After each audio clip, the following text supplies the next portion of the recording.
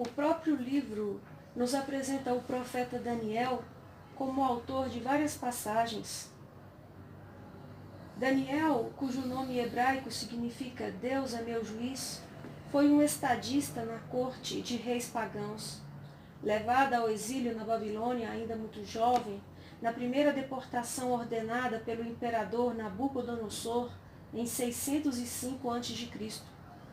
A tradição judaica identifica Daniel como o autor de todo o livro que leva seu nome, e o Senhor Jesus Cristo igualmente confirma seu ministério e autoria em Mateus 24, versículo 15 e Marcos capítulo 13, versículo 14, citando Daniel 9, versículo 27, Daniel 11, versículo 31 e Daniel 12, versículo 11. Contudo, por não ter ocupado o cargo ou desempenho formalmente a função de profeta entre os israelitas de seu tempo, sua obra encontra-se na terceira divisão da Bíblia hebraica, os Escritos, em vez de na segunda seção, os profetas. Daniel viveu toda a sua longa vida como oficial do governo e como profeta de Yahvé, o Deus único e verdadeiro, sendo que jamais abriu mão de seu absoluto compromisso de fidelidade ao eterno Senhor Deus. O tema teológico da obra de Daniel é a soberania de Elá, o Senhor Deus Altíssimo. As visões de Daniel sempre demonstram Deus triunfando. O apogeu de sua soberania é descrito em Apocalipse, capítulo 11, versículo 15, de acordo com Daniel 2, 44 e 7, 27. O reino do mundo se tornou de nosso Senhor e do seu Cristo, e ele reinará pelos séculos dos séculos. Daniel é inspirado por Deus para registrar e proclamar uma série de profecias, entre as quais sobre o curso histórico dos impérios pagãos e gentílicos, o futuro de Babilônia, Pérsia, Grécia e Roma. A conhecida e intrigante profecia das 70 semanas de anos e as atividades do anticristo. Entre as doutrinas mencionadas no livro estão santificação pessoal, anjos, ressurreição, o anticristo. Narrativas favoritas incluem a de Sadraque, Mesaque e Abednego e a Cova dos Leões. Livro de Daniel, capítulo 1. No terceiro ano do governo de Jeoaquim, rei de Judá, o rei Nabucodonosor, imperador da Babilônia, atacou a cidade de Jerusalém e a sitiou. Então Adonai, o Eterno, entregou a Jeoaquim, rei de Judá, e toda a cidade cativos nas mãos de Nabucodonosor. Até alguns dos utensílios sagrados da casa de Deus, o templo, foram sequestrados e levados para o templo de Deus, do Deus de Nabucodonosor, nas terras de Shinar, isto é, região da Babilônia, e os depositou reverentemente na casa do tesouro da sua divindade. Mais tarde, o rei ordenou a Aspenaz, seu mordomo e chefe dos oficiais da sua corte, que trouxesse alguns dos israelitas da família real e da nobreza. Jovens sem imperfeições físicas, de boa aparência, inteligentes, bem instruídos, que dominassem várias áreas do saber e fossem hábeis e capazes para servir no palácio de Nabucodonosor. Ele próprio ficaria encarregado de lhes ensinar o idioma e a cultura dos caldeus babilônios. O rei designou-lhes uma porção diária das melhores iguarias de sua mesa e do vinho que ele mesmo bebia. Eles passariam por um período de treinamento que levaria 3 anos, e depois disso estariam habilitados para servir ao rei. Entre esses estavam alguns jovens vindos de Judá, cujos nomes em hebraico significavam Daniel, Deus é meu juiz. Ananias, Yahvé é misericordioso. Misael, ninguém se compara a Deus. E Azarias, Yahvé é meu socorro. O chefe dos oficiais, entretanto, deu-lhes novos nomes. A Daniel chamou Beltesazar, que em babilônico quer dizer Bel proteja sua vida. A Ananias denominou Sadraque, amigo do rei. A Misael nomeou Mesaque, quem é como Deus Lua. E a Azarias deu o nome de Abidnego, servo do Deus Mercúrio. Daniel, porém, decidiu no seu coração não se tornar impuro consumindo as iguarias do rei, nem com um vinho especial servido à mesa real, e solicitou ao chefe dos oficiais permissão para se abster daqueles alimentos. E Elohim, Deus, fez com que o chefe dos oficiais fosse bondoso para com Daniel e demonstrasse consideração por ele. Todavia, aquele mordomo advertiu a Daniel, dizendo: Tenho medo do meu senhor, o rei, que determinou a vossa comida e a vossa bebida. Se ele achar os vossos rostos mais abatidos do que os dos outros jovens da vossa idade, o rei poderá pedir a minha cabeça por vossa causa. Então Daniel disse ao encarregado designado pelo chefe dos oficiais para cuidar de Daniel, Ananias, Misael e Azarias: Peço-te que faças uma experiência com os teus servos por 10 dias, dando-nos apenas legumes para comer e água para beber. Depois, compare a nossa aparência com os jovens que comem as iguarias da mesa do rei, e trate os teus servos conforme a tua própria observação e juízo. Assim, ele atendeu ao pedido de Daniel e observou a experiência proposta por 10 dias. Passados 10 dias, a aparência dos 4 rapazes era melhor e demonstravam estar mais saudáveis e fortes do que todos os jovens que se alimentavam da comida da mesa do rei. Assim, o encarregado tirou a comida e o vinho do rei que lhes havia sido designados, e em lugar dessas iguarias e do vinho real, passou a servir-lhes vegetais. No caso destes 4 jovens, aprove a Deus lhes abençoar com especial sabedoria e inteligência em toda cultura e ciência. E Daniel ainda recebera algo a mais. Sabia interpretar sonhos e visões de todos os tipos. Então, passado o tempo que o rei havia determinado para a preparação dos jovens servos, o chefe dos oficiais os trouxe à presença de Nabucodonosor e os apresentou. O rei conversou com eles e não encontrou ninguém que se comparasse a Daniel, de modo que eles passaram a servir o rei. E o rei concluiu que eram 10 vezes mais sábios e instruídos do que todos os magos, místicos e adivinhos que havia em todo o seu reino, e isso em todos os assuntos e matérias referentes ao saber e ao discernimento, sobre os quais o rei os inquiriu diligentemente. Assim, Daniel permaneceu como oficial do rei até o 1º ano de Ciro, o imperador. Capítulo 2. No 2º ano de seu governo, o rei Nabucodonosor teve sonhos que lhe perturbaram sobremaneira. Seu espírito ficou tão aflito que já não podia mais conciliar o sono. Então o rei mandou chamar seus magos, adivinhos, encantadores, feiticeiros, místicos e astrólogos, para que lhe dissessem qual o significado daqueles pesadelos. Vieram apressadamente e se apresentaram diante do rei.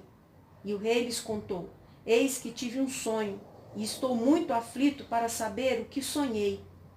Qual o significado ou a mensagem desse pesadelo? Então os caldeus e astrólogos passaram a falar em aramaico e lhe garantiram: Ó rei, vive para sempre.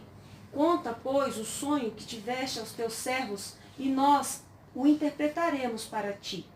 Então o rei afirmou aos seus conselheiros e astrólogos: Esta é minha decisão.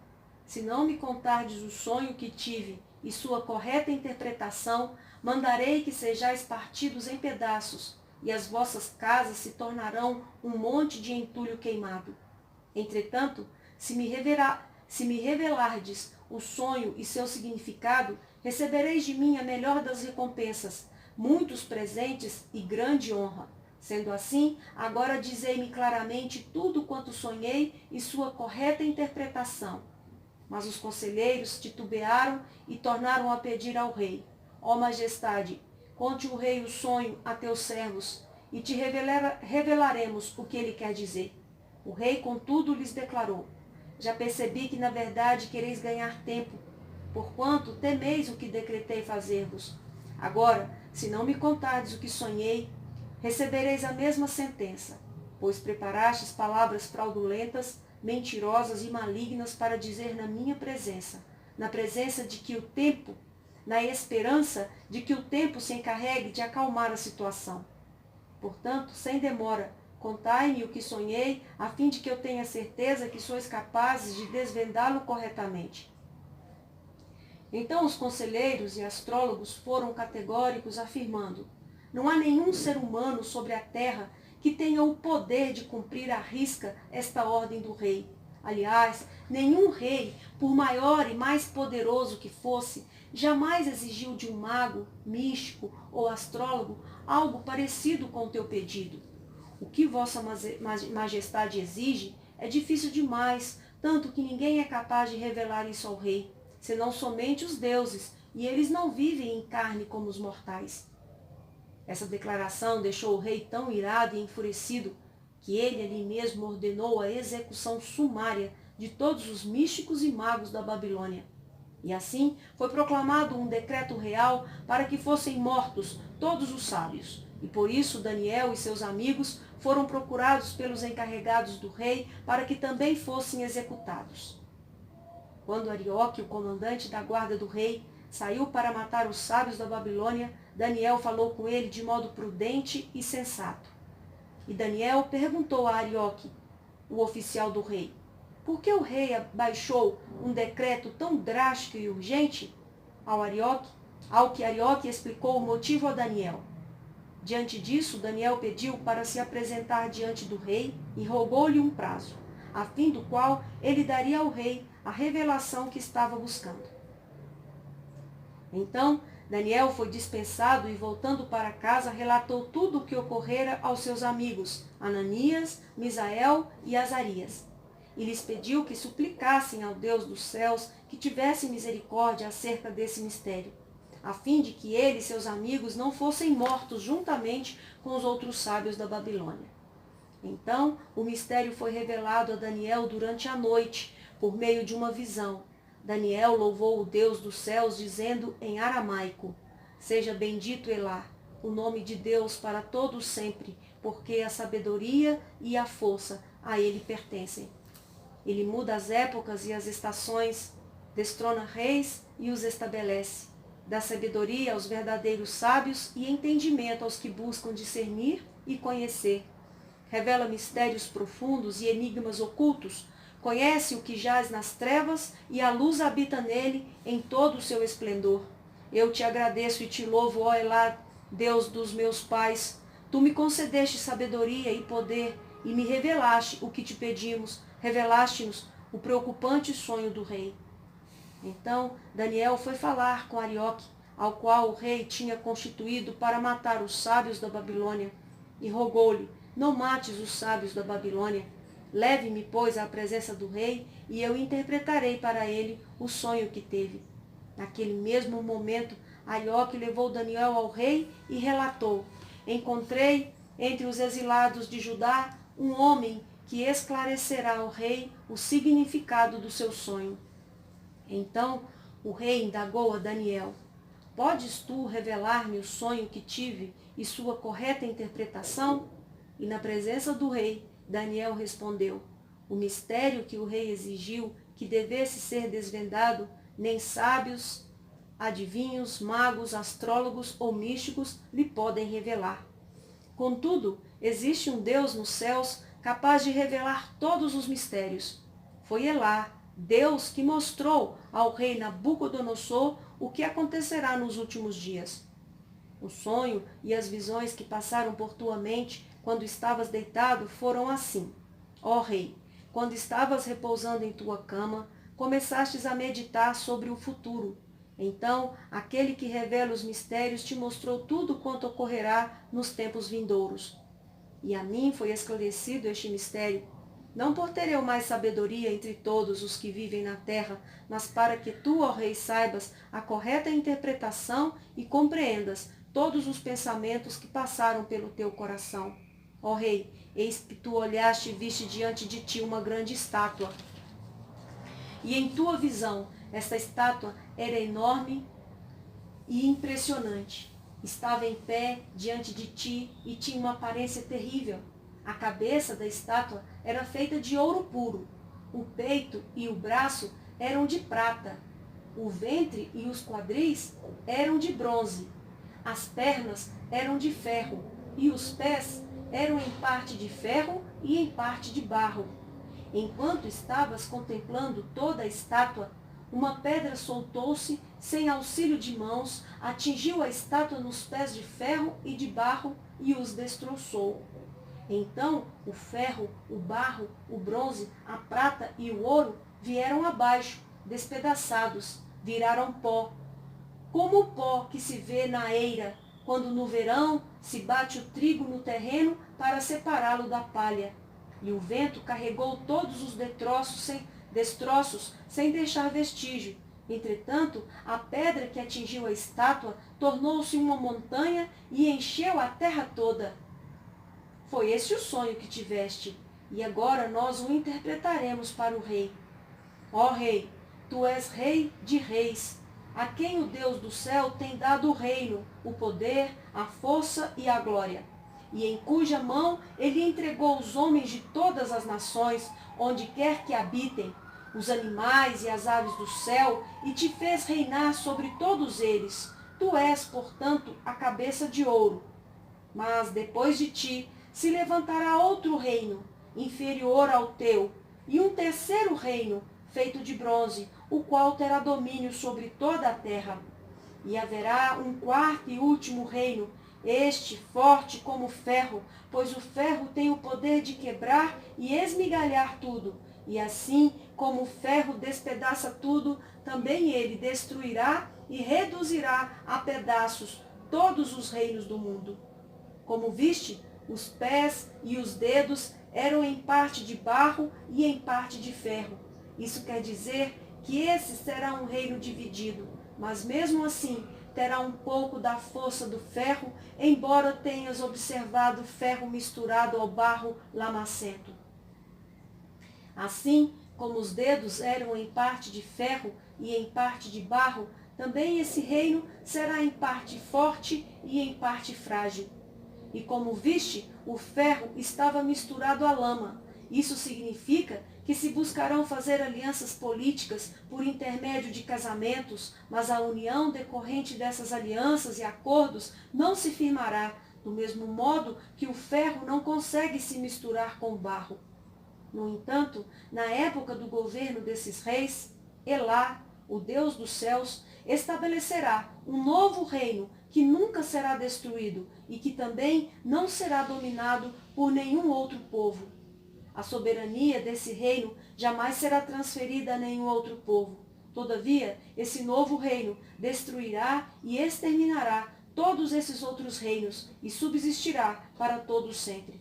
Portanto, esse é o significado da visão da pedra que soltou de uma montanha sem um auxílio de mãos. Pedra que, mediante um só golpe, fez em pedaços o ferro, o bronze, o barro, a prata e o ouro. Deste modo, Elá, o Deus poderoso, mostrou ao rei o que acontecerá no futuro.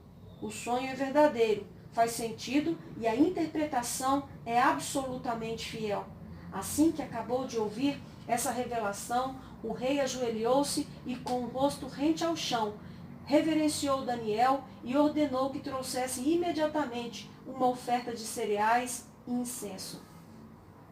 Em seguida, o rei dirigiu-se a Daniel e declarou: verdadeiramente, o vosso Deus é Elá, o Deus dos deuses, o Senhor dos reis e o revelador de todos os mistérios, pois foste capaz de interpretar o mistério destas minhas visões.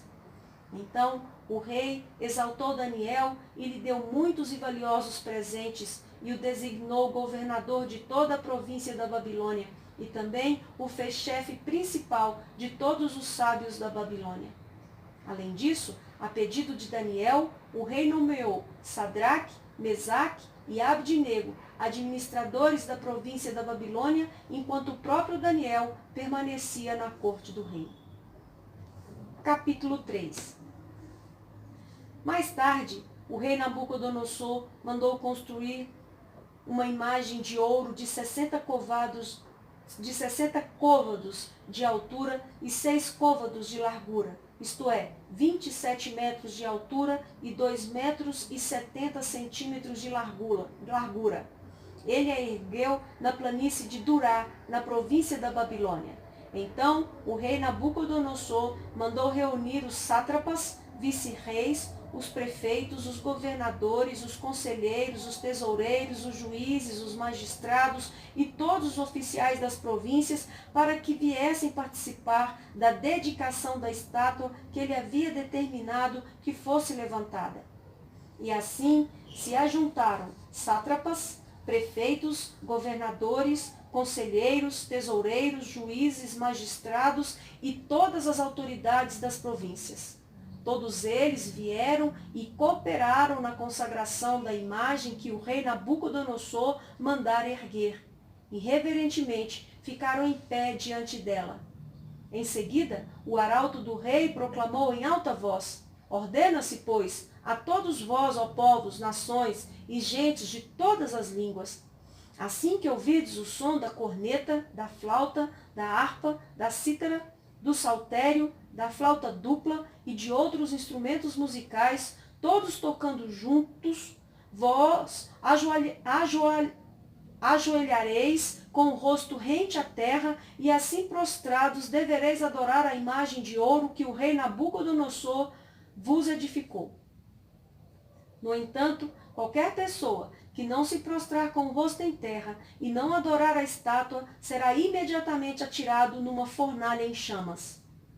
Sendo assim, logo que ouvir o som da corneta, do pífaro, da cítara, da harpa, do saltério e de todos os demais instrumentos musicais, todo indivíduo, povo, nação e mesmo pessoas estrangeiras de outras línguas e culturas prostraram-se em terra e adoraram a imagem de ouro que o rei Nabucodonosor fizera. Nesse momento, alguns conselheiros e astrólogos se aproximaram do rei Nabucodonosor e denunciaram os judeus, alegando: Ó rei, vive eternamente.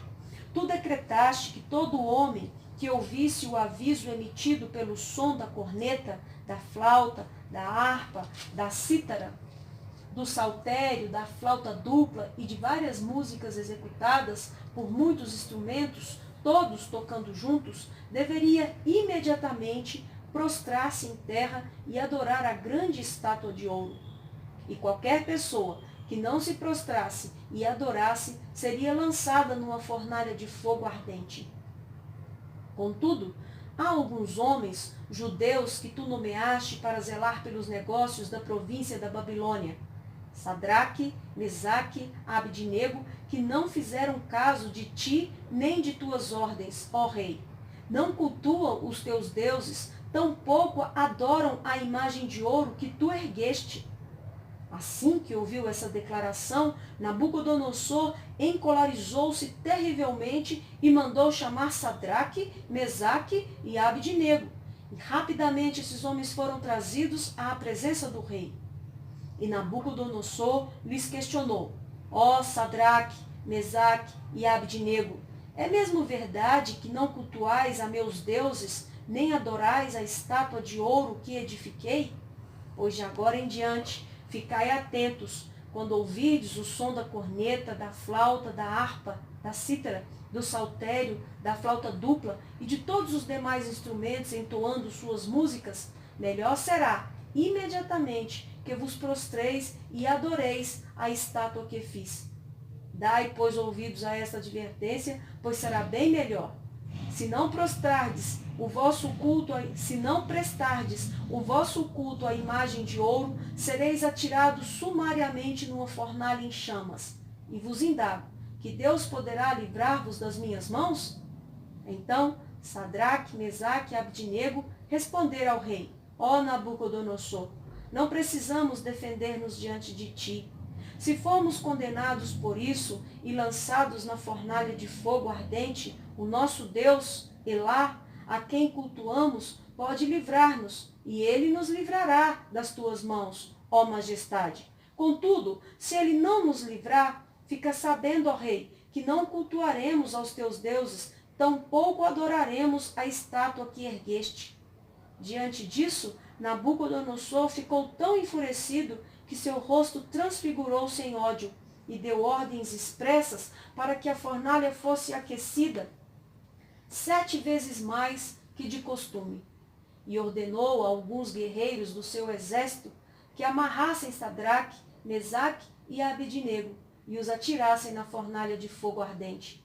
Em seguida, os 3 homens, trajando seus mantos, calções, turbantes e outras roupas, foram amarrados e atirados na fornalha, agora ainda mais ardente. A ordem do rei era tão urgente e a fornalha estava tão quente que as chamas mataram os soldados quando empurraram Sadraque, Mesaque e Abednego para dentro do incinerador. Eles caíram amarrados dentro da fornalha ardendo em chamas. Mas logo depois, o rei Nabucodonosor, assustado, levantou-se depressa e indagou aos seus conselheiros: Não lançamos 3 homens amarrados dentro da fornalha em chamas? E todos responderam: Sim, ó rei, assim fizemos. Então o rei exclamou: Pois então vede isto, há 4 homens desamarrados lá dentro e nada sofrem, estão ilesos, e o 4º homem é parecido com o filho dos deuses. Apressadamente, Nabucodonosor aproximou-se da entrada da fornalha em chamas e gritou: Sadraque, Mesaque e Abednego, servos de Elá, o Deus Altíssimo, saí e vinde até nós. Logo, Sadraque, Mesaque e Abednego deixaram a fornalha ardente e saíram do meio do fogo. E os sátrapas, os prefeitos, os governadores e os conselheiros do rei, estando reunidos, observaram e comprovaram que as chamas não tiveram o poder de ferir qualquer parte do corpo deles. Nem mesmo um fio de cabelo tinha sido chamuscado, os seus mantos não estavam queimados e não havia cheiro algum de fogo neles. Então Nabucodonosor exclamou: Bendito seja Elá, o Deus de Sadraque, Mesaque e Abednego, que enviou o seu anjo e livrou seus servos, que depositaram toda a confiança nele, desafiando a ordem do rei, preferindo abrir mão de suas próprias vidas a prestar culto e adoração a outro Deus que não fosse o seu Elá, Deus. Diante deste acontecimento, eu decreto que toda pessoa de qualquer povo, nação, cultura e língua que proferir alguma censura ou blasfêmia contra o Deus de Sadraque, Mesaque e Abednego seja sumariamente esquartejado e sua casa seja transformada em um monte de entulho queimado, porquanto de fato não existe nenhuma outra divindade que possa livrar seus servos dessa maneira.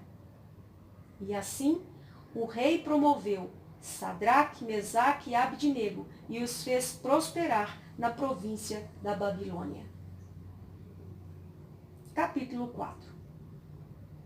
Depoimento do rei Nabucodonosor aos homens de todas as nações, povos, línguas e culturas que vivem em todas as partes do mundo.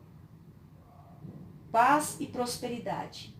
Pareceu-me bem e necessário divulgar os sinais e maravilhas que Elá, Deus, o Altíssimo, tem realizado em meu favor. Quão magníficos são os seus sinais e quão poderosas as suas maravilhas. O seu reino é um reino soberano que dura para sempre e o seu domínio permanece de geração em geração. Eu, Nabucodonosor, estava satisfeito e próspero em minha casa, no meu palácio. E eis que tive um sonho que me abalou profundamente e me deixou alarmado. Estando eu repousando em minha cama, os pensamentos e visões que passaram pela minha mente preocuparam-me sobremaneira e me apavoraram. Por este motivo, determinei expressamente que todos os sábios fossem trazidos à minha presença para interpretar o pesadelo que tivera. Assim que os magos e místicos chegaram, contei-lhes o sonho. No entanto, eles não conseguiram desvendá-lo para mim. Por fim, veio Daniel à minha presença, e eu narrei a ele o que havia visto. Ele é chamado Beltesazar, em homenagem ao nome do meu Deus, Bel, e creio que o espírito dos santos deuses está nele. Então falei com ele: Beltesazar, chefe dos sábios e dos magos, sei que o espírito das santas divindades habita em ti, e que nenhum mistério é difícil demais para que o reveles. Sendo assim, vou contar-te o meu pesadelo. Esclarece o seu sentido, pois, para mim. Estas são as visões que me ocorreram quando estava deitado em minha cama. Eis que olhei, e diante de mim estava uma árvore muito alta no meio da terra. A árvore cresceu tanto que a sua copa encostou-se ao céu, e podia ser avistada até os confins da terra. Tinha belas e viçosas folhas, muitos e saborosos frutos, e produzia com tanta fartura que todas as pessoas do mundo podiam se alimentar dela. Debaixo dela, os animais do campo encontravam um abrigo aconchegante e seguro, e as aves do céu viviam alegres em seus galhos e ramos. Todas as criaturas se sustentavam daquela árvore.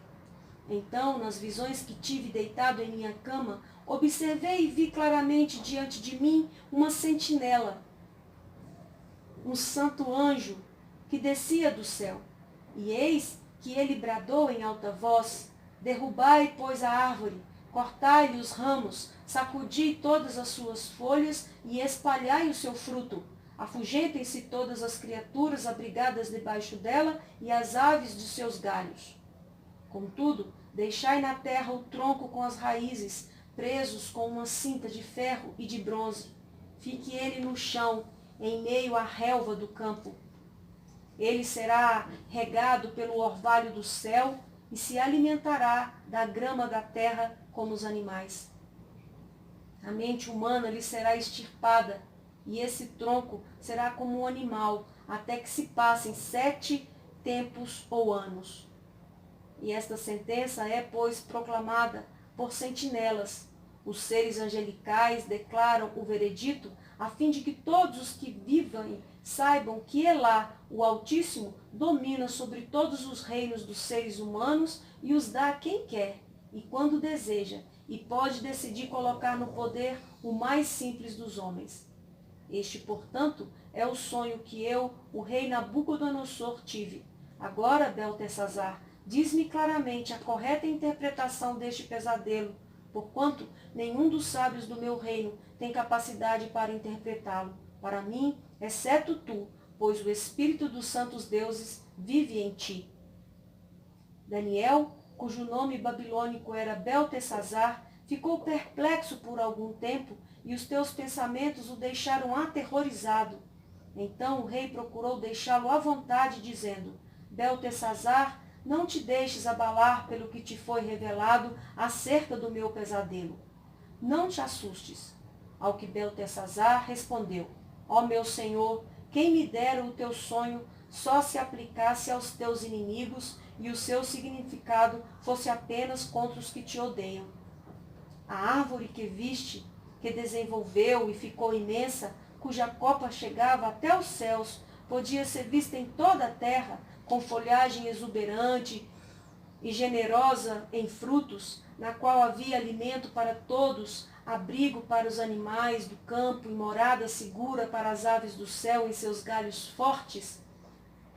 Essa árvore, ó querido rei, és tu.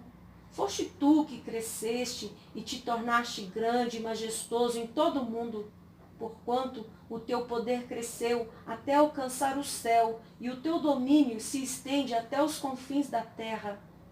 E tu, ó majestade, viste também uma sentinela, o ser angelical que descia do céu e ordenava: derrubai a árvore e destruí-a, porém deixai na terra o resto do tronco com as raízes, presos mediante uma cinta de ferro e de bronze. Deixai o tronco no chão, em meio à relva do campo. Ele será molhado com o orvalho que vem do céu e viverá com os animais selvagens até que se transcorram 7 anos ou períodos de tempo. Sendo assim, eis a interpretação do teu sonho, ó rei, e este é o decreto que Elá, o Altíssimo, expediu contra vossa majestade, meu senhor. Tu serás expulso do convívio com os seres humanos e viverás com os animais silvestres. Comerás capim como os bois e serás molhado pelo orvalho do céu. Passarão 7 períodos de tempo até que admitas que o Altíssimo domina sobre os reinos de todos os homens e os dá a quem quer e quando deseja. Todavia, a ordem para deixar o resto do tronco da árvore com as raízes significa que o teu reino te será restituído quando reconheceres que os céus dominam. Portanto, ó querido rei, aceita o meu conselho, reconhece os teus pecados, abandona a maldade e passa a praticar a justiça e a exercer compaixão pelos carentes e necessitados. Talvez assim, de fato, continueis a viver em paz e tranquilidade. Afirmo, pois, que tudo isso aconteceu comigo, o rei Nabucodonosor. 12 meses mais tarde, quando o rei estava caminhando pelo terraço do palácio real da Babilônia, comecei a meditar. Acaso não é esta a grande Babilônia que eu mesmo edifiquei para ser minha residência e capital do meu reino, mediante a força do meu magnífico poder e para a glória da minha majestade? E o rei ainda estava balbuciando estes pensamentos consigo mesmo, quando veio do céu uma voz que declarou: Eis que esta é a tua sentença, ó rei Nabucodonosor, toda a tua autoridade real te foi tirada. Serás expulso do meio dos homens, e a tua morada será entre os animais silvestres. Te alimentarás de capim como os bois, e passarão 7 tempos até que reconheças que Elá, o Altíssimo, tem todo o domínio sobre os reinos dos seres humanos e os concede a quem quer e quando deseja. E naquela mesma hora a palavra se cumpriu integralmente sobre o Nabucodonosor. Ele foi expulso do meio dos seus e de todos os homens, e começou a comer grama na companhia de bois. O seu corpo passou a ser molhado pelo orvalho do céu, até que seus cabelos e pelos crescessem como as penas da águia, e as suas unhas como as garras das aves. Contudo, ao final daqueles dias, eu, Nabucodonosor, ergui os meus olhos aos céus e percebi que o meu entendimento havia retornado, e então comecei a bendizer Elá, o Altíssimo. Louvei e glorifiquei aquele que vive para sempre. A sua soberania, sim, é eterna. O seu reino, sim, permanece inabalável de geração em geração. Todos os povos da terra são como nada diante dele. Ele age como bem lhe apraz com os exércitos dos anjos e com os habitantes da terra. Ninguém é capaz de se opor à sua vontade ou questioná-lo, dizendo: explica-te, por que ages assim? Sim, naquele momento voltou-me o bom juízo e eu recuperei a honra, a majestade e a glória do meu reino. Meus conselheiros e os nobres me procuraram, meu trono me foi restaurado e minha grandeza veio a ser ainda maior que em tempos passados. Agora, pois, eu, Nabucodonosor, louvo, exalto e glorifico o Rei dos céus, porque tudo o que ele faz é certo, e todos os seus caminhos são justos e verdadeiros, e ele tem poder para humilhar aqueles que vivem com arrogância. Capítulo 5. Muito tempo depois, em certa ocasião, o rei Belsazar, Bel proteja o rei, ofereceu um banquete para 1000 dos seus membros da corte e com eles bebeu muito vinho. Enquanto desfrutava com avidez da bebida, Belsazar deu ordens expressas para que lhe trouxessem as taças de ouro e de prata que seu pai, Nabucodonosor, tinha expoliado do templo de Jerusalém, a fim de que o rei Belsazar e os seus nobres mais chegados e suas mulheres e concubinas bebessem dessas taças preciosas.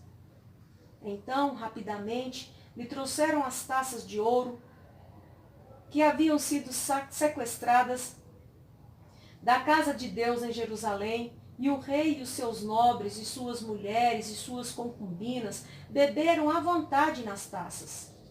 Entretanto, enquanto saboreavam o vinho, cantavam e louvavam seus deuses de ouro, de prata, de bronze, de ferro, de madeira e de pedra. De repente, porém, surgiu a imagem dos dedos de uma imensa mão humana que começaram a escrever no reboco da parede, na parte mais iluminada do palácio real. O rei Belsazar observou atentamente o movimento daquela mão enquanto ela escrevia. Então o seu rosto foi ficando cada vez mais pálido e ele ficou tão apavorado que os seus joelhos batiam um contra o outro e as suas pernas perderam a força e vacilaram. Aos berros, o rei mandou chamar imediatamente os adivinhos, os astrólogos, os místicos e determinou a esses sábios da Babilônia: quem conseguir ler esta inscrição e me declarar a sua verdadeira significação, receberá um manto de púrpura real, ganhará uma corrente de ouro para o pescoço e será nomeado o terceiro em importância no governo do meu reino. Então, todos os místicos e sábios do rei vieram, mas não foram capazes de ler o que aquela enorme imagem de mão humana havia escrito. Tampouco conseguiram dizer ao rei o significado daquelas letras e palavras. Diante dessa situação, o rei Belsazar ficou completamente perturbado e amedrontado, e o seu semblante ainda muito mais pálido. Todos os seus convivas e os membros da sua corte também estavam aterrorizados. Tendo a rainha-mãe ouvido os gritos do rei e dos seus nobres, entrou na grande sala do banquete e acudiu, dizendo: ó rei, vive para sempre. Não te perturbem os teus maus pensamentos, nem se desfaleça a tua fisionomia. Eis que há no teu reino um homem que tem o espírito dos santos deuses.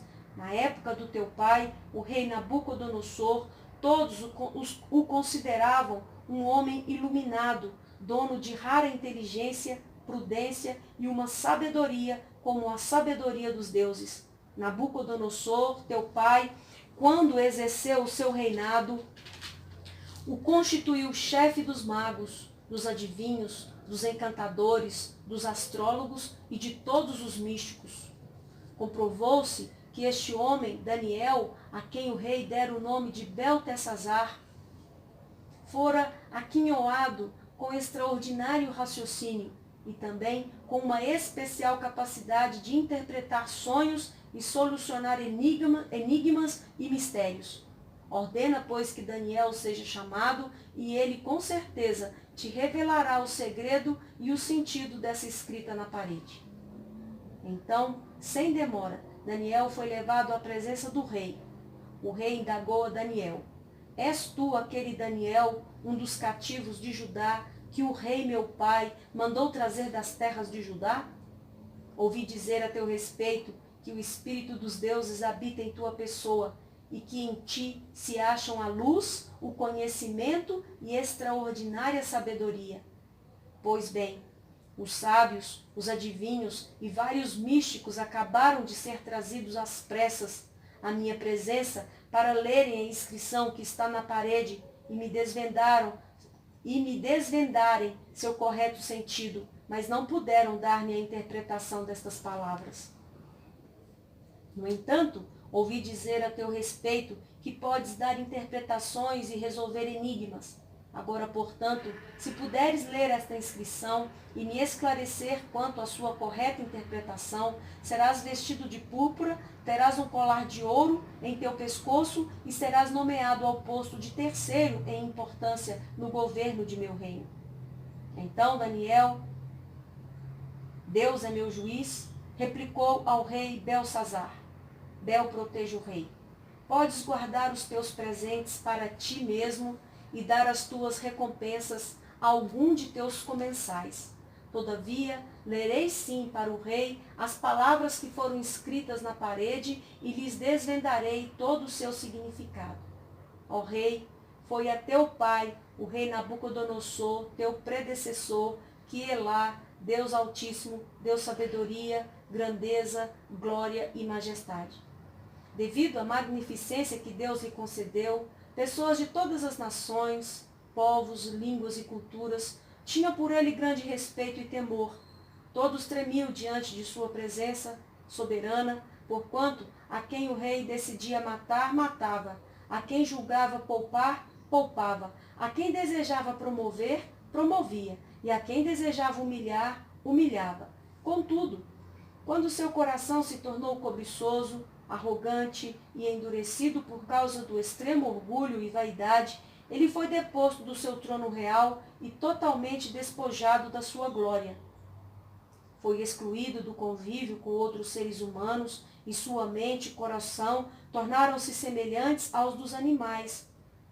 E passou a morar junto aos jumentos silvestres e a comer capim como os bois, e o seu corpo se molhava com o orvalho do céu, e assim viveu, até reconhecer que Elá, Deus Altíssimo, é o soberano e domina sobre o reino dos homens e coloca no poder a quem ele deseja. Mas tu, ó Belsazar, sucessor do rei Nabucodonosor, não tens caminhado com humildade, não humilhaste o teu coração, muito embora saibas bem de tudo quanto ocorreu com teu pai, o rei. Pior ainda, tu te exaltaste a ti mesmo e te levantaste contra Elá, Deus dos céus, porquanto mandaste trazer as taças do templo do Altíssimo para que nelas bebesses tu, os teus nobres e convivas, as tuas mulheres e as tuas concubinas.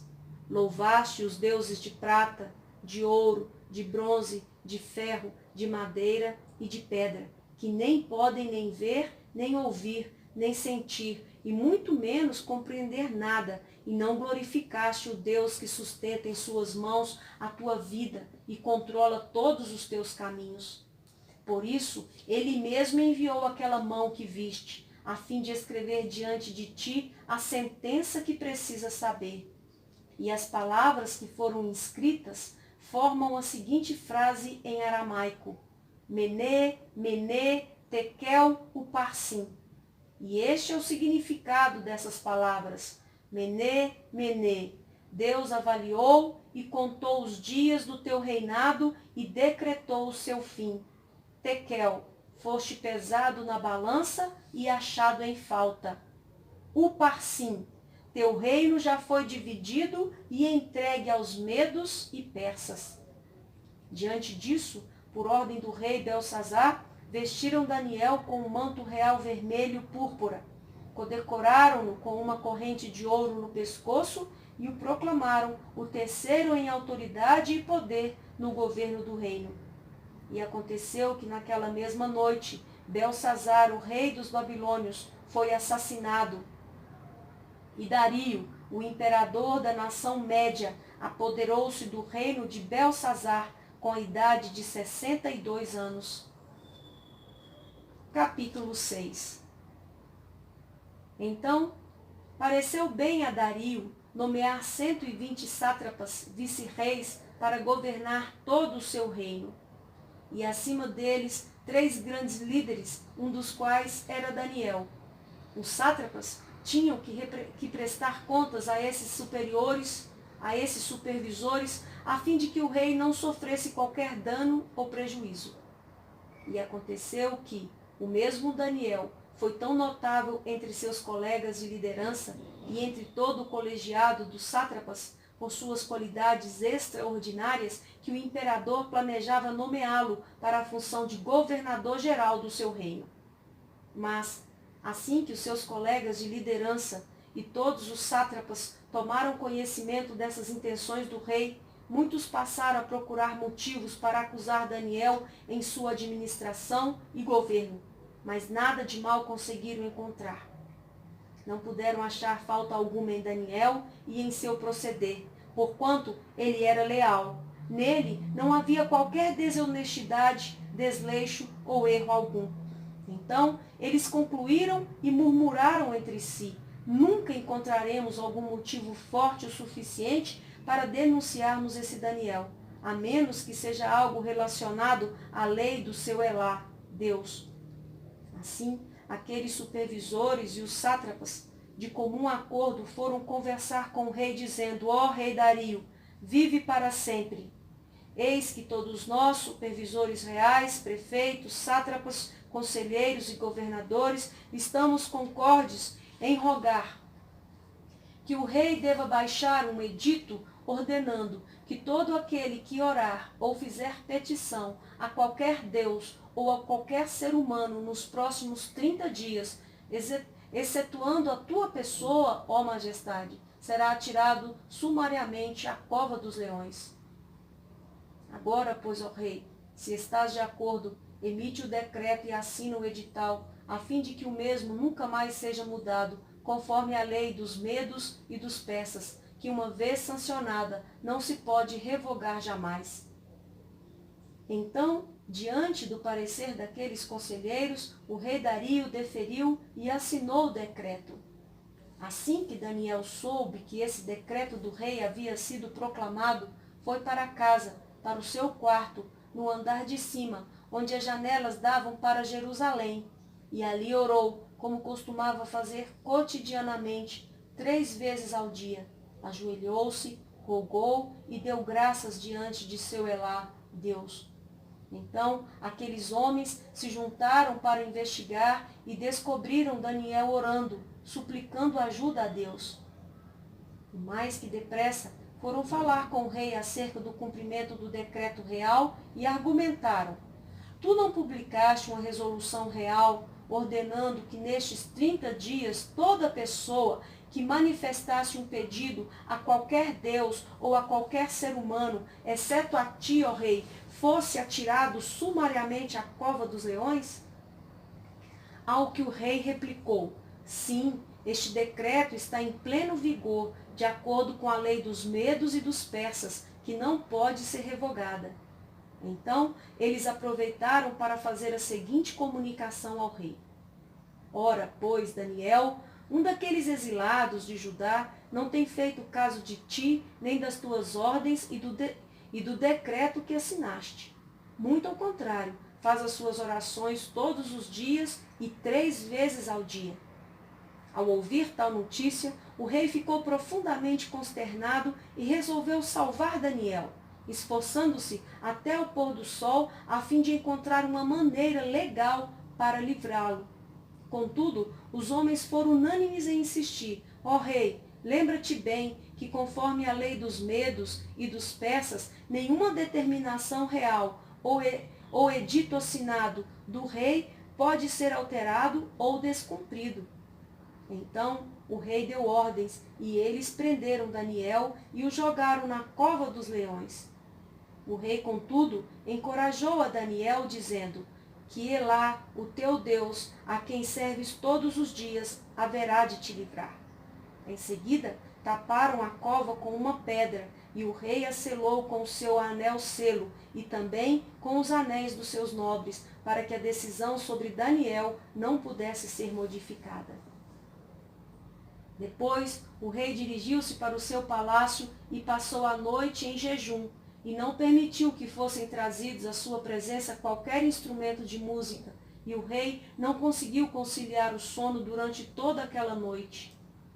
Logo, ao raiar do dia, o rei se levantou e correu em direção à cova dos leões. Quando ia se aproximando da entrada da cova, chamou o nome de Daniel com grande sofreguidão e tristeza: Daniel, servo de Elá, o Deus vivo, será que o teu Deus, a quem tu serves diariamente, pôde te livrar dos leões? E então ouviu-se a voz de Daniel, que respondeu: ó caro rei, vive para sempre. Eis que o meu Deus enviou o seu anjo, e este fechou a boca dos leões para que não me ferissem. pois Elá, Deus, considerou-me inocente aos seus olhos, e de igual modo, porque jamais cometi qualquer fraude ou delito contra o Senhor, ó majestade. E diante do que acontecera, o coração do rei muito se alegrou. Em seguida, o rei ordenou que tirassem Daniel da cova e testemunharam que não havia nenhum arranhão ou qualquer outro ferimento em todo o corpo de Daniel, pois ele havia confiado continuamente em seu Deus. Entre mentes, por ordem expressa do rei, todos os homens que tinham acusado Daniel foram lançados na mesma cova dos leões, junto com suas esposas e filhos. E antes mesmo que pudessem chegar ao fundo da cova, os leões os atacaram e despedaçaram todos os seus ossos. Mais tarde, o rei Dario escreveu aos homens de todos os povos, nações, línguas e culturas em toda a terra nos seguintes termos: paz e prosperidade. Eis que edito um decreto para que em todos os domínios do império todas as pessoas temam e reverenciem o Deus de Daniel, porquanto ele é Elá, o Deus vivo, e permanece para sempre. O seu reino não será jamais destruído, e o seu domínio nunca terá fim. Elá, Deus, livra e salva. Só ele realiza sinais miraculosos e maravilhas nos céus e em toda a terra. Foi Elá, Deus, quem livrou Daniel do poder dos leões selvagens. E assim, Daniel prosperou grandemente durante o império de Dario, e mais tarde também no reinado de Ciro, o persa. Capítulo 7. Certa noite, durante o primeiro ano do reinado de Belsazar, Bel proteja o rei, monarca da Babilônia, Daniel teve um sonho e algumas visões passaram por sua mente quando repousava em sua cama. E assim que acordou do sonho, escreveu um resumo do que havia visto nos seguintes termos: em minha visão à noite, eu pude observar os 4 ventos do céu agitando o grande oceano. Então vi 4 grandes animais diferentes uns dos outros que subiam do mar. O primeiro assemelhava-se a um enorme leão e tinha asas de águia.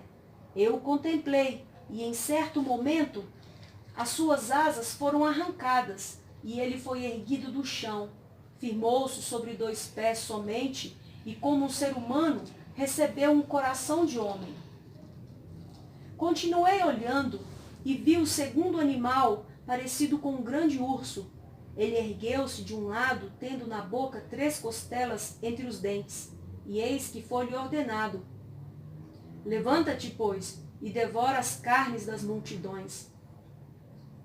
Então, segui observando e vi outro animal. Agora, um semelhante a imenso leopardo. Tinha nas costas 4 asas de ave, também 4 cabeças, e foi-lhe dada toda a autoridade para governar. E nessas visões que tive durante a noite, em meu sonho, vi ainda um 4º animal, horrível, apavorante e extremamente poderoso. Possuía grandes dentes de ferro, com os quais estraçalhava e devorava avidamente suas vítimas e pisoteava tudo o que sobrava. Este monstro era diferente de todas as feras anteriores e tinha 10 chifres. Enquanto eu analisava os chifres, encontrei um outro chifre, pequeno, que apareceu entre eles, e 3 dos primeiros chifres foram arrancados para dar lugar a ele.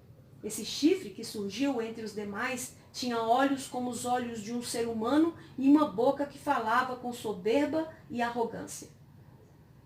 Enquanto eu, pasmo, admirava esses animais, eis que tronos foram trazidos, e um ancião pleno de dias se assentou. Suas roupas eram brancas como a neve, e seus cabelos alvos como a pura lã.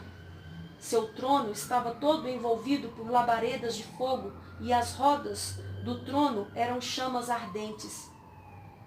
De diante dele brotava e fluía um rio de fogo. Milhares de milhares o serviam, milhões e milhões prostravam-se diante dele. Então o tribunal deu início ao julgamento, e todos os livros foram abertos. Mas eu segui observando, porquanto as palavras arrogantes que o chifre exclamava me chamaram a atenção.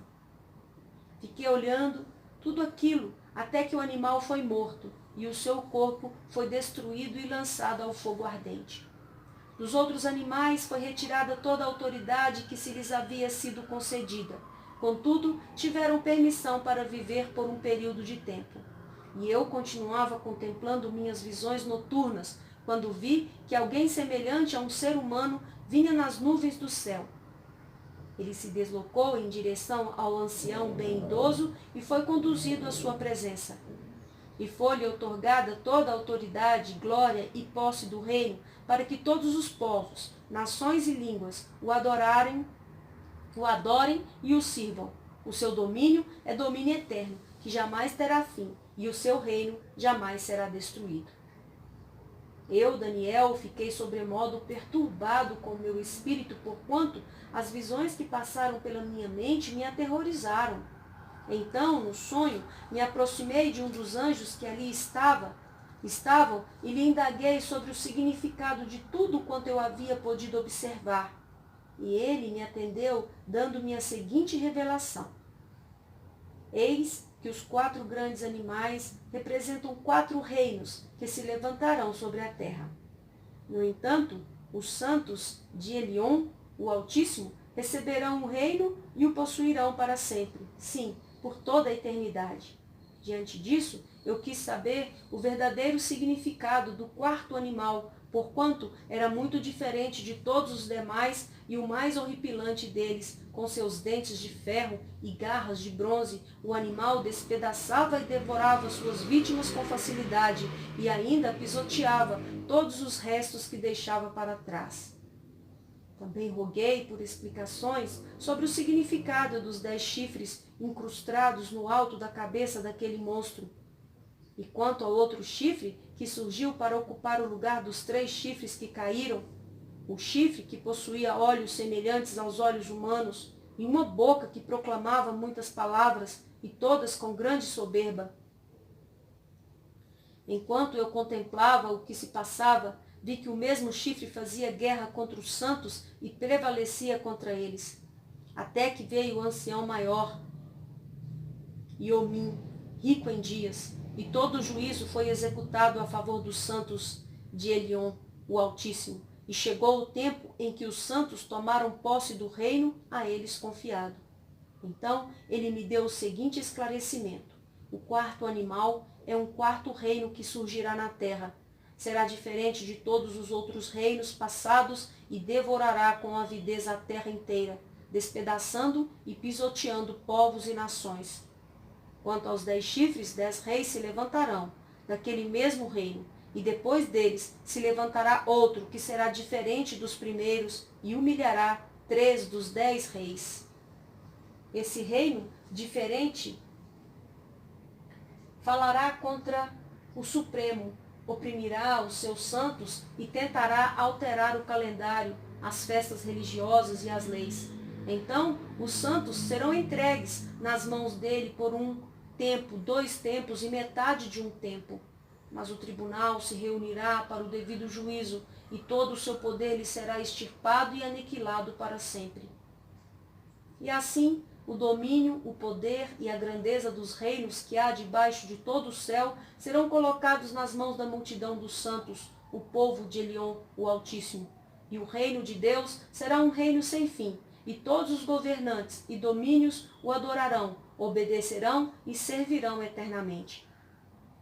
Este, portanto, é o fim da visão.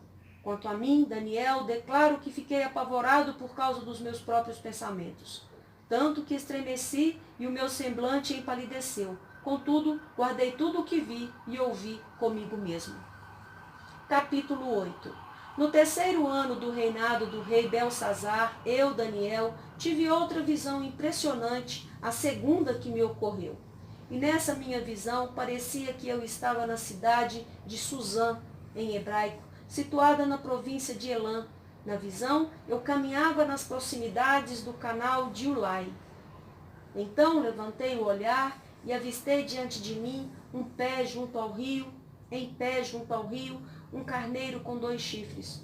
Os 2 chifres eram longos, mas um era mais comprido que o outro. Entretanto, o mais longo começou a se desenvolver algum tempo depois do outro.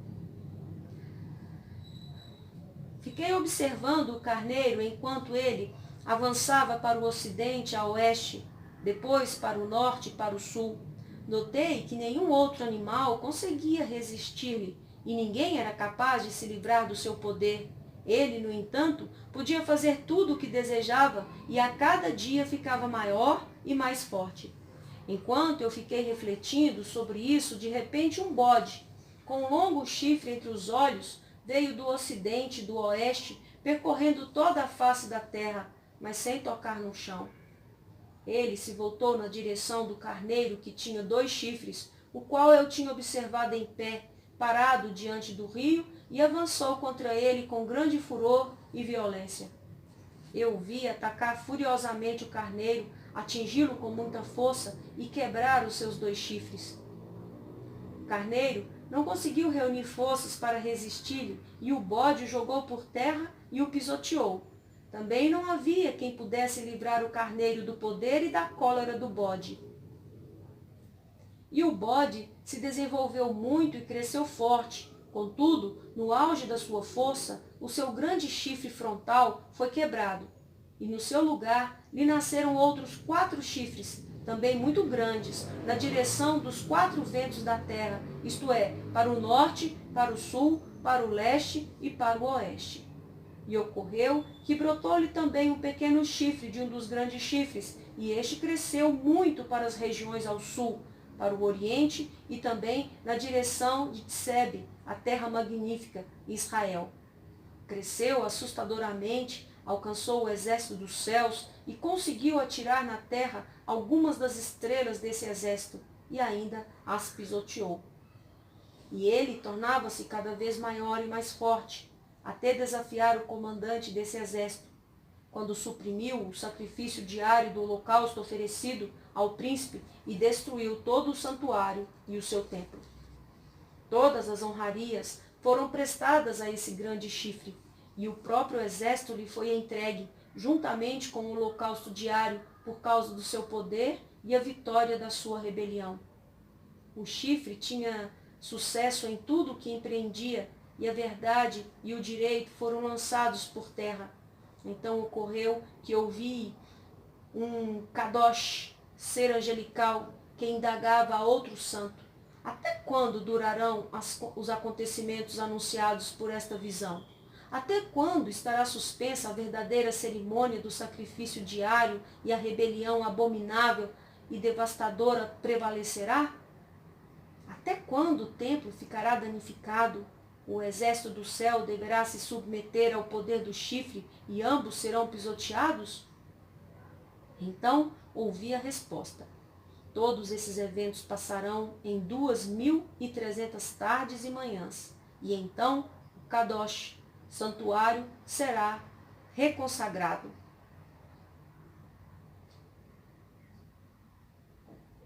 Enquanto eu, Daniel, contemplava atentamente a visão que me fora dada e procurava compreendê-la, diante de mim surgiu alguém semelhante a um guerreiro. E ouvi a voz de um ser humano que vinha da direção do rio Lai e bradou: Gabriel, revelai a este homem o significado da visão. Assim que ele se aproximou de onde eu estava, fiquei apavorado e caí prostrado, com o rosto rente ao chão. Mas ele me acudiu e explicou-me: entendei, ó filho do homem, eis que esta visão se refere aos tempos do fim. Enquanto ele falava comigo, eu, com o rosto em terra, fiquei atordoado e em êxtase. Então ele tocou em mim e me ergueu. E em seguida me disse: eu te revelarei o que acontecerá nos últimos tempos da ira, porquanto todos esses acontecimentos pertencem ao tempo determinado do fim. Sendo assim, os 2 longos chifres que viste crescerem na fronte do carneiro representam os reis da Média e da Pérsia. Mas o bode peludo significa o rei da Grécia, e o grande chifre que lhe nasceu entre os olhos é o primeiro rei. Os 4 chifres que se levantaram no lugar do que foi quebrado referem-se aos 4 reinos que brotarão da mesma nação, mas não com o mesmo poder dele. Então, no final do império deles, quando a rebelião dos ímpios tiver chegado ao seu extremo, um rei de semblante violento e cruel, mestre em astúcias e capaz de discernir enigmas e mistérios, se levantará. Ele se tornará muito poderoso, todavia sua majestade não virá de si mesmo. Destruirá terrivelmente sem a menor piedade e terá êxito em todas as suas pelejas. Derrotará homens poderosos e exterminará o povo santo. Obstinado pelo sucesso, ele enganará muitos e de todas as formas, com extrema arrogância, se sentirá o maior de todos os homens. Destruirá uma multidão de pessoas que nele confiaram para viver em paz e ousará se insurgir contra o príncipe dos príncipes. Contudo, será derrotado, mas sem a intervenção de mão humana. E, finalmente, quando a visão das tardes e das manhãs que te foi comunicada, eis que é de fato verdadeira. Tu, porém, sela a visão, guarda segredo por hora, porquanto tudo isso se refere ao futuro distante. Eu, Daniel, desmaiei de exaustão e adoeci por vários dias. Depois me recuperei e voltei a tratar dos negócios do rei. Fiquei perplexo acerca da visão, porquanto aquele enigma estava além da compreensão humana. Capítulo 9. No primeiro ano de Dario, filho, Assuero em hebraico, Xerxes em persa, da linhagem dos Medos, foi constituído rei sobre todo o povo caldeu babilônico. No primeiro ano do seu governo real, eu, Daniel, compreendi mediante a leitura atenta das Sagradas Escrituras, de acordo com a palavra de Yahvé, o Senhor, concedida ao profeta Jeremias, que a desolação de Jerusalém iria durar 70 anos. Então voltei meu rosto ao Eterno, Elohim, a fim de buscá-lo mediante oração e súplicas, em jejum, vestido de luto, em panos de saco e coberto de cinza. E orei a Yahvé, meu Deus, e expressei a seguinte confissão: Ó Adonai, Deus grande e temível, que mantens a tua aliança de favor e misericórdia para com todas as pessoas que te amam e obedecem aos teus mandamentos. Nós pecamos e temos praticado toda espécie de malignidades, agindo com impiedade e rebeldia, apartando-nos dos teus princípios e das tuas leis. Não temos dado ouvidos aos teus servos, os profetas, que pregaram em teu santo nome, e aos nossos reis, aos nossos governantes e líderes, bem como aos nossos pais e antepassados, e a todo o teu povo. Ó Adonai, Senhor, tu és justo, e hoje nos sentimos humilhados e envergonhados. Sim, nós, o povo de Judá, de Jerusalém e de todo Israel, tanto os que estão perto como os que estão distantes, em todas as terras pelas quais nos espalhaste por causa da nossa infidelidade para contigo. Ó Elohim, nosso Deus, aos nossos reis, aos nossos príncipes e aos nossos antepassados pertence toda a vergonha, porquanto temos errado e pecado contra ti. Mas a Elohim, nosso Deus, pertencem a misericórdia e o perdão, apesar de termos sido tão rebeldes contra ele. Não te demos ouvidos, ó nosso Yahvé Elohim, Deus eterno e soberano. Tampouco prestamos reverência e obediência às leis que nos deste por intermédio dos teus servos, os profetas. Portanto, todo Israel transgrediu a tua Torá, lei, desviando-se para não obedecer à tua voz. Por isso, a maldição, o juramento que está escrito na Torá, lei de Moisés, servo de Elohim, nosso Deus, se derramou sobre nós, porque erramos e pecamos contra ele. Cumpriste assim a tua palavra pregada em advertência contra nós e contra nossos líderes e governantes, trazendo-nos a todos a mais ampla e profunda desgraça, porquanto nunca se fez debaixo de todo o céu o que se tem feito a Jerusalém. Como está escrito na Torá, lei de Moisés, toda essa desgraça nos sobreveio, e ainda assim não temos buscado o favor de Yahvé, o nosso Deus, afastando-nos de nossas malignidades e obedecendo a tua verdade. Por isso Yahvé preparou este castigo e zelou para que caísse na hora apropriada sobre todos nós. Pois Elohim, nosso eterno Deus, é justo em tudo o que pensa e realiza, e nós, de fato, não temos obedecido à sua voz. Ó Adonai, Elohim, nosso Deus Todo-Poderoso, que tiraste o teu povo da terra do Egito com braço forte e, mediante teus atos magníficos, fizeste o teu nome conhecido como hoje se vê, em verdade. Sim, pecamos. Temos agido como os ímpios e somos culpados.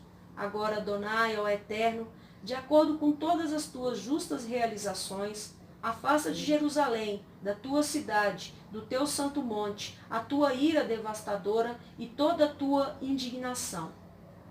Sim, foram os nossos pecados e as iniquidades de todos nós, desde os nossos antepassados, que fizeram de Jerusalém e do teu povo este grande motivo de zombaria para todos os que nos rodeiam. Contudo, ó Elohim, nosso Deus, ouve agora a oração e as súplicas do teu servo e faz resplandecer o teu rosto com o brilho do teu favor e misericórdia sobre o teu templo, destruído e abandonado por amor de ti. Inclina, pois, os teus ouvidos, ó Elohim, meu Deus, e ouve este apelo. Abre os teus olhos e observa a completa ruína da cidade que leva o teu nome. Porquanto não lançamos nossos rogos diante da tua face, acreditando de alguma maneira em nossos atos de justiça, mas confiados em teu imenso favor e misericórdia.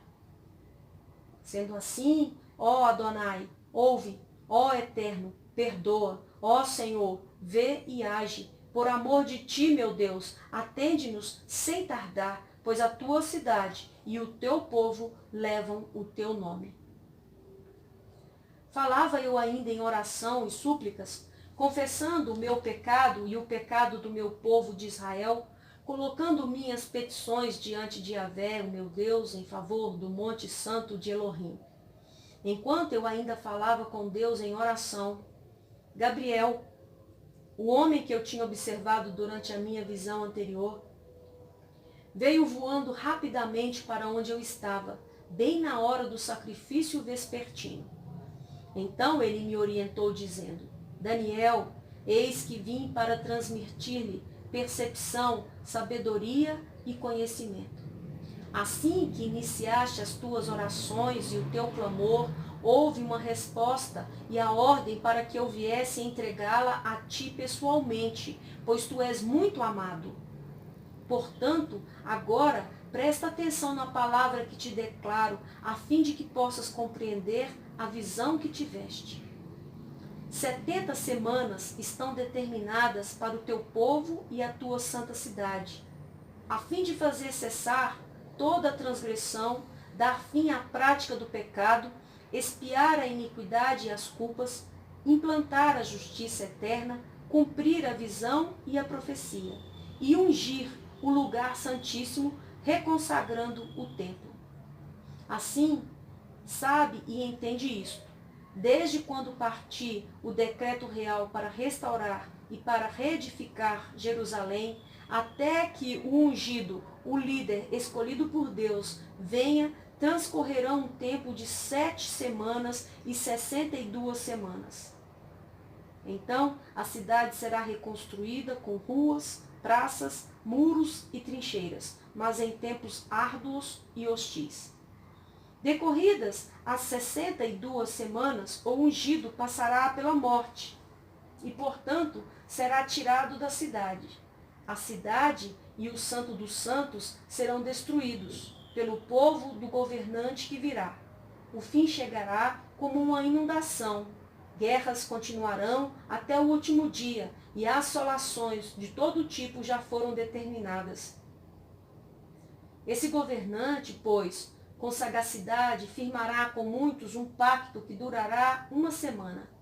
Mas na metade da semana ele ordenará o fim do sacrifício e das ofertas de manjares. E em uma das principais alas do templo será colocado o sacrilégio terrível, a grande abominação, até a consumação, o fim que já está decretado, para alcançar e exterminar o assolador. Capítulo 10. No terceiro ano de Ciro, imperador persa, Daniel, também conhecido por Beltesazar, em aramaico, recebeu uma revelação divina. A profecia era verdadeira e falava de tempos hostis e guerras. Na visão que teve, ele compreendeu bem a mensagem que segue. Eis que naqueles dias eu, Daniel, estava chorando por 3 semanas inteiras. Não comi nada que me parecesse agradável, nem carne, nem vinho entraram na minha boca, nem me ungi com óleo, até que se cumpriram as 3 semanas completas. No dia 24 do primeiro mês, eu me encontrava em pé junto à margem de um grande e rápido rio, Tigre. Olhei para cima e diante de mim estava um homem vestido de linho, com um cinto de ouro puríssimo na cintura. Seu corpo brilhava como o berilo e outras pedras preciosas, o rosto iluminado como relâmpago, os olhos como tochas acesas, os braços e as pernas reluziam como bronze polido, e sua voz soava forte e grave como o barulho das multidões. Só eu, Daniel, contemplei aquela visão. Os homens que estavam na minha companhia não a conseguiram ver. Foram acometidos de tanto pavor que fugiram apressadamente do local e se esconderam. Assim, fui deixado a sós, admirando aquela grande visão, e me senti enfraquecido, trêmulo e muito pálido, e quase desfaleci por completo. Então, eis que ouvi a voz das palavras do anjo, e ouvindo o som do que dizia, perdi os sentidos, entrei em um estado de êxtase e caí de bruços, com o rosto em terra. Em seguida, senti que a mão de alguém tocou em mim e me ajudou a levantar, mas meus joelhos e mãos tremiam muito. E o anjo me disse: Daniel, tu és um homem muito amado. Presta, pois, toda a atenção à palavra que vou te comunicar e levanta-te, porquanto eu fui mandado a ti. Assim que ele me exortou, eu me coloquei em pé, ainda tremendo. E o anjo prosseguiu me exortando: não temas, caro Daniel, porque as tuas palavras foram ouvidas sim. Desde o primeiro dia em que aplicaste humildemente o teu coração a fim de buscar entendimento diante do teu Deus, as suas orações foram ouvidas, e eu vim em resposta ao teu clamor. Mas o príncipe do reino da Pérsia me resistiu durante 21 dias. Então Miguel, um dos príncipes supremos, veio me ajudar a vencer o inimigo, porquanto não pude mais continuar ali com os reis da Pérsia. Assim estou aqui agora para explicar-te o que acontecerá ao teu povo nos tempos futuros, pois a visão que tiveste se refere a dias ainda muito distantes. Quando ele me disse isso, prostrei-me rosto em terra e fiquei mudo. Então alguém parecido com um ser humano tocou meus lábios e eu abri a boca e comecei a falar. Eu disse àquele que estava em pé diante de mim: ó Senhor, estou aflito demais em virtude de tudo quanto vi acontecer. Estou a ponto de perder os sentidos por causa da visão que tive. Como posso eu, teu servo, conversar contigo, ó meu Senhor? Minhas forças se desvaneceram e mal consigo respirar. O ser que se assemelhava a um homem tocou em mim outra vez, e imediatamente me senti fortalecido. Então ele me dirigiu a palavra: não temas, Deus te ama, ó filho do homem. Paz seja contigo, sê forte e tem bom ânimo. E quando ele falou comigo, recobrei as forças e respondi: ó meu Senhor, fala comigo, porquanto tu já me fortaleceste e me sinto bem. Ao que ele acrescentou: sabes por que eu vim a ti? Contudo, agora terei que retornar para seguir pelejando contra o príncipe da Pérsia. Todavia, logo que eu sair, o príncipe da Grécia virá. Antes, porém, eu te declararei o que está escrito no livro da verdade. E nessa batalha, ninguém me ajuda contra eles, senão Miguel, o príncipe celeste de Israel. Capítulo 11. Sendo que, no primeiro ano de Dario, rei dos Medos, levantei-me para encorajá-lo e cooperar com ele. Agora, pois, passarei a declarar-te claramente toda a verdade. Eis que ainda se levantarão outros 3 reis da Pérsia, e o quarto será muito mais rico do que todos os anteriores.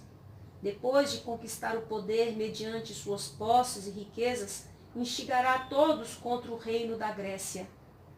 Então aparecerá um rei guerreiro, que governará com grande poder e realizará todas as suas próprias vontades. Entretanto, um pouco mais tarde, no auge do seu poder, eis que seu reino será desfeito e será dividido para os 4 cantos do céu, mas nada será entregue aos seus descendentes, e o império não será poderoso como antes, porquanto será um reino desarraigado e repartido entre outros. O rei do sul será forte, como também um dos seus príncipes, e este será ainda mais forte do que ele, e reinará, e o seu domínio será muito grande.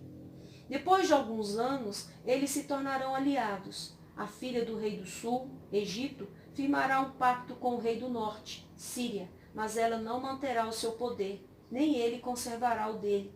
Naquela época, ela será entregue à morte, com sua escolta real e na companhia de seu pai e com aquele que a apoiou. Contudo, alguém da linhagem dela se levantará em seu lugar e comandará o exército. Ele atacará a fortaleza do rei do norte, pelejará contra as forças do rei e conseguirá vencer. Ele se apossará dos ídolos e divindades deles, com suas imagens de fundição, com seus vasos preciosos de prata e ouro, e levará tudo para o Egito. E por alguns anos ele deixará o reino do norte viver em paz. Então o rei do norte atacará as fortalezas do rei do sul, mas se verá obrigado a voltar para sua própria terra. Mas seus filhos intervirão e conseguirão ajuntar um grande exército, o qual avançará com poder e violência, arrasando tudo por onde passar.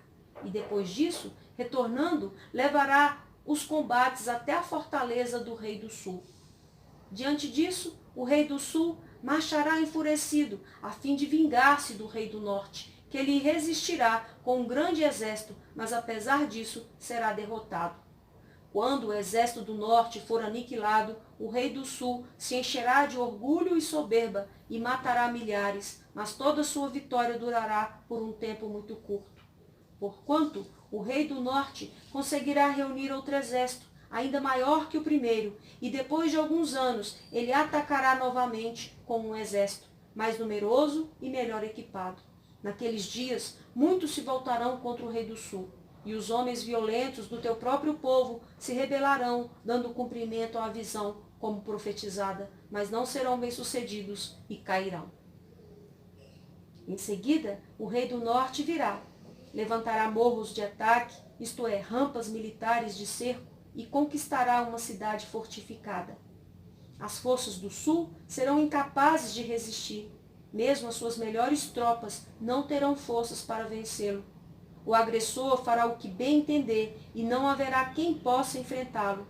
Ele se estabelecerá na terra magnífica e terá capacidade para destruí-la completamente. Ele virá com o poder de todo o seu império e firmará um pacto com o rei do sul. Ele dará uma de suas filhas em casamento com o objetivo de destruir o reino. No entanto, seu plano não terá êxito, nem lhe proporcionará qualquer vantagem. Passados esses acontecimentos, dirigirá sua atenção para as ilhas, invadirá e tomará muitas delas, mas um príncipe colocará um ponto final à sua arrogância e ainda lhe retribuirá com grande soberba. Então ele voltará a atenção para as fortalezas da sua própria terra, mas tropeçará e cairá, para nunca mais se erguer nem ser encontrado. Seu sucessor mandará um cobrador de impostos, a fim de manter o esplendor real. Entretanto, em poucos anos, ele será destruído sem que seja necessário qualquer ato de luta ou violência. Depois, este será sucedido por um homem odioso e cruel, o qual não recebeu a honra da majestade. Ele invadirá o reino quando o povo estiver se sentindo em paz e seguro e tomará o governo geral mediante intrigas e negociatas. Então, um exército arrasador será todo exterminado diante dos olhos desse homem desprezível, e este será destruído juntamente com o príncipe do pacto estabelecido. Depois desse acordo firmado, ele agirá traiçoeiramente, e com apenas um pequeno grupo de homens conseguirá chegar ao poder. Atacará também as regiões mais férteis da província, quando essas estiverem vivendo em paz e tranquilidade. Ele as invadirá e fará o que seus pais, e nem mesmo seus antepassados, jamais fizeram. Distribuirá despojos, saques e riquezas sequestradas entre todos os seus seguidores. Ele tramará muitos planos contra grandes fortalezas, mas somente por algum tempo. Reunirá poder e coragem a um grande exército e investirá contra o rei do sul. E este guerreará, mobilizando um exército numeroso e fortemente armado. Todavia, não será capaz de resistir aos muitos ardis e golpes tramados contra ele. Até mesmo os que se alimentarem da sua comida tentarão destruí-lo. Seu exército será exterminado por uma arrasadora invasão, e um número enorme de guerreiros tombarão em combate. Também estes dois reis terão o coração totalmente dedicado ao mal. Sentarão à mesma mesa para cear e compartilhar, mas de fato dirão apenas mentiras um ao outro, contudo, sem qualquer resultado proveitoso para nenhum deles, porquanto o fim só virá no tempo certo e determinado. Então, o rei do norte retornará para suas terras com grande riqueza, mas com seu coração rebelde à santa aliança. Ele tentará acabar com a religião do povo de Israel e depois voltará para sua nação. No tempo determinado, ele cercará e tentará invadir outra vez o sul, mas desta vez não terá o mesmo sucesso da primeira grande invasão, porque navios de Quitim, das regiões da costa ocidental, virão-se a poder e se oporão a ele, e diante dessa resistência ele ficará consternado e insultado. Então, despejará a sua fúria contra a Santa Aliança, o povo de Israel, e retornando será cordial e indulgente com aqueles que apostatarem da Santa Aliança. Seu poderio militar se levantará ferozmente, a fim de profanar a fortaleza e o templo. Acabará com o culto do holocausto diário e instalará no templo a abominação, o sacrilégio terrível. Com mentiras e lisonjas, corromperá todos aqueles que tiverem abandonado a aliança. Mas o povo, que em verdade conhece Elohim, o seu Deus, resistirá com firmeza e coragem. Entretanto, aqueles que são sábios entre o povo pregarão e ensinarão a muitos. Mas por certo tempo, essa atitude os levará a passar pelo fio da espada e também terem seus corpos cremados. Outros tantos serão saqueados e lançados em prisões. Alguns desses resistentes serão feridos e receberão um pequeno socorro. Contudo, muitos do que ofereceram ajuda ou se reunirem à resistência não agirão com sinceridade. Ora, chegará a época em que alguns sábios tropeçarão para que sejam devidamente refinados, purificados e alvejados, até o final dos tempos, porquanto isso só acontecerá em dias muito à frente, no futuro determinado. Este rei fará o que bem lhe aprouver. Ele se exaltará e se ensoberbecerá em relação a toda divindade e seres celestiais. Ele terá êxito em todos os seus intentos, até que o tempo da indignação se complete, pois tudo quanto foi determinado ocorrerá. Este rei não terá a mínima consideração, nem mesmo pelos deuses dos seus antepassados, nem pela divindade preferida das mulheres, nem por Deus algum, mas se exaltará e se engrandecerá acima de tudo e de todos.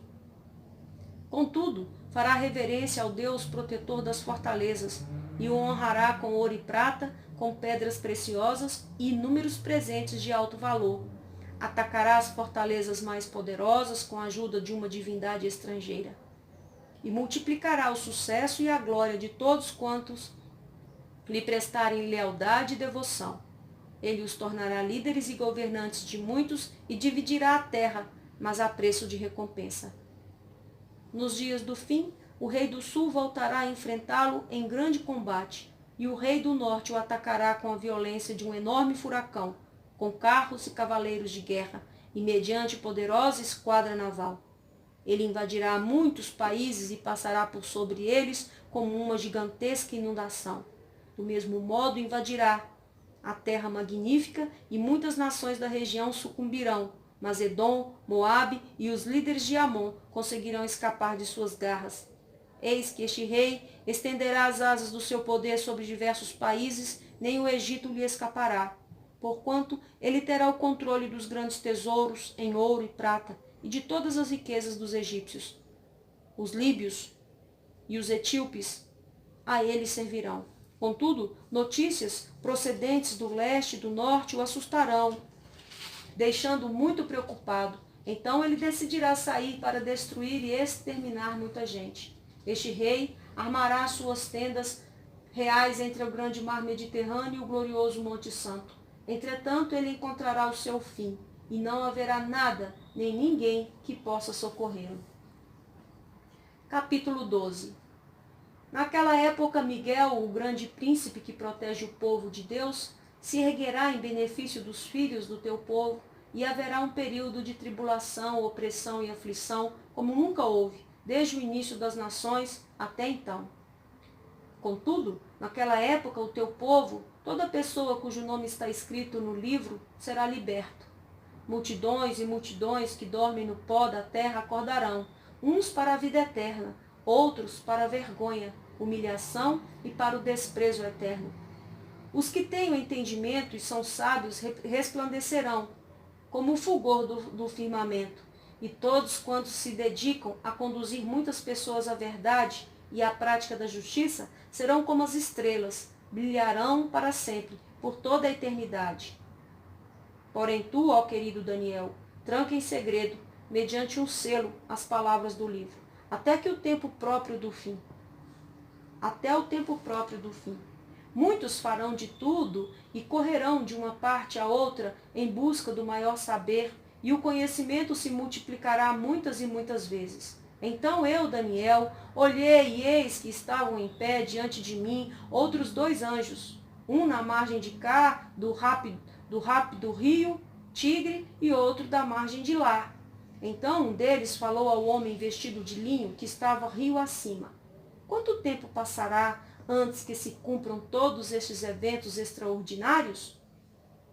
O homem vestido de linho, que estava acima das águas do rio, levantou ao céu a mão direita e a mão esquerda, e eu ouvi jurar por aquele que vive para sempre, e acrescentou: haverá, pois, um tempo, tempos e metade de um tempo, quando a fragmentação do poder que está nas mãos do povo sagrado for completada, como está determinado, então em seguida tudo se cumprirá e estará terminado.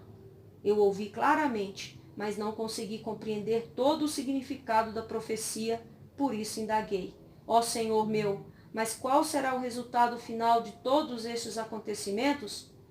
E ele replicou, orientando-me: segui o teu caminho, ó Daniel, porquanto estas palavras e sua significação estão lacradas e seladas até os apropriados tempos do fim. Muitos serão colocados à prova, e assim serão joeirados, purificados e aperfeiçoados. No entanto, os malignos continuarão praticando impiedades. Nenhum dos ímpios dará ouvidos a estas palavras, tampouco buscarão entendimento. Mas os sábios e prudentes, sim, estes entenderão.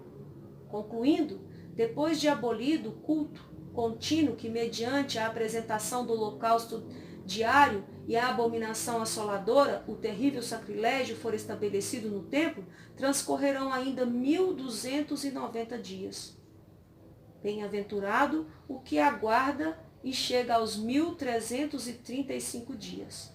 Tu, porém, vai-te em paz e segue o teu caminho até o fim. Eis que descansarás, e então, no final do íon dos tempos, te levantarás para receber a tua herança perpétua.